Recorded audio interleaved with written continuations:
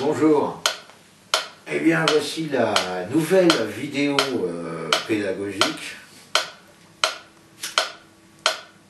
de Bayonax. Aujourd'hui, elle va être consacrée à l'intro d'une vieille chanson de Bill de Rem. Vieille chanson qui est devenue un classique et surtout l'intro est devenue culte, donc on va consacrer la vidéo à cette intro. Je l'ai promise à Yann Lem, que d'aucuns appellent le Bill de Rem breton. Cela dit, Bill de Rem c'est Bill de Rennes et Yann Lem c'est Yann Lem. Voilà, donc, de quoi s'agit-il? Alors c'est un morceau dont la rythmique comporte 3 accords. Il y a La mineur, Ré mineur et Mi mineur. Éventuellement septième. Ce qui fait que si on analyse un peu le truc, ça veut dire tonalité Do majeur.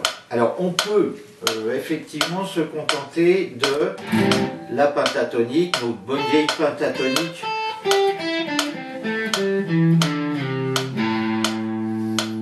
Mineur en La. Cela dit, dans la mesure où on est en Do majeur et suivant les accords sur lesquels on va passer, on peut rajouter des notes qui font partie de la gamme de Do majeur. Alors c'est pas très compliqué. La mineure c'est une pentatonique. Pentatonique ça veut dire 5 notes. Pour avoir une gamme complète il en faut 7. Donc on a donc 2 notes à rajouter. En l'occurrence sur la penta, on aura celle-là, qui serait la 9e par rapport au La, hein, le Si, ou la seconde, ou la 9e.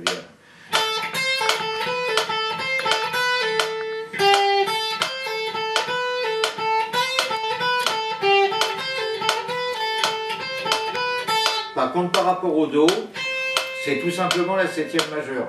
Quand je dis la gamme de Do majeur, ça veut dire Do, Ré, Mi, Fa, Sol, La, Si, Do. C'est la gamme qui sert de référence, c'est la plus simple, il n'y a aucun dièse, aucun bémol. Et entre le Si et le Do, il y a un demi-ton. Donc c'est pas une 7e, la 7e blues qui serait le Si bémol, c'est bien. Voilà l'accord de Do. Voilà un accord de Do majeur, 7e majeur. Donc le contexte, c'est ça. C'est pas le Do 7e. Par contre, La mineur 7e. Donc les 2 autres accords, il y a Mi mineur, 7e, et il y a Ré mineur 7e. Le Mi mineur 7e en question, c'est la quinte. Donc ça veut dire la quinte, c'est toujours l'endroit où on peut altérer. C'est-à-dire qu'on peut jouer aussi bien majeur que mineur, et on peut l'altérer avec des quintes augmentées, des quintes diminuées, des 9e bémol, on peut, voilà, donc par exemple, on va avoir ce genre d'accord à la place.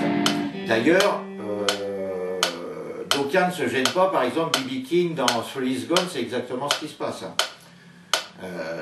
Il a ça démarre en La mineur, ça continue en Ré mineur, et puis sur la 3e ligne, on a un Mi majeur.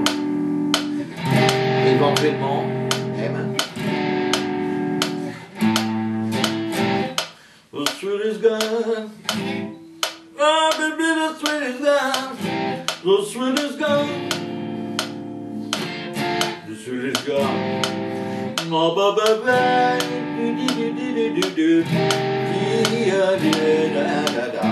Voilà, donc ce Mi là, qui est le degré 5 par rapport au La, La, Si, Do, Ré, Mi, le 5, degré 5, la quinte, est toujours l'endroit où on a le plus de liberté harmonique, parce que c'est ce qu'on appelle la résolution, ça permet de revenir au 1. Alors vous aurez peut-être remarqué l'absence de Sophie. Elle a été remplacée par un métronome. Bon, ça a des avantages et des inconvénients, c'est-à-dire que Sophie est plus jolie que le métronome, quoique, bon, chacun ses goûts. Par contre, le métronome a un avantage, c'est qu'il est toujours disponible à condition de savoir où on range ses affaires. Donc voilà, rythme, métronome.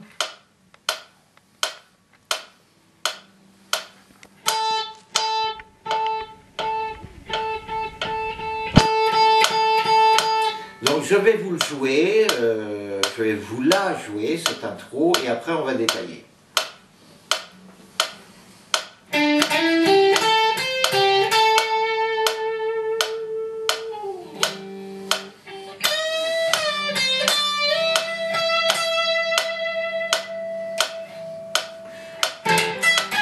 Ouais, raté.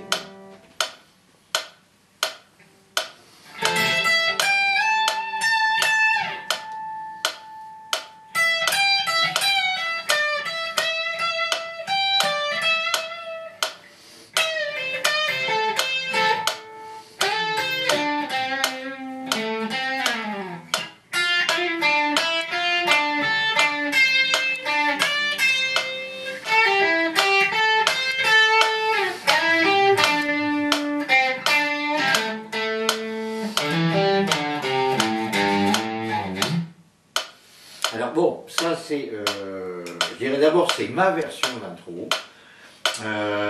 Si je la joue 2 fois de suite, elle sera certainement pas 2 fois la même. Cela dit, alors il y a 2 points. D'abord, il ne faut pas chercher à imiter Mauro parce que ce qu'il a fait là-dessus, c'est rédhibitoire, c'est inimitable, c'est définitif.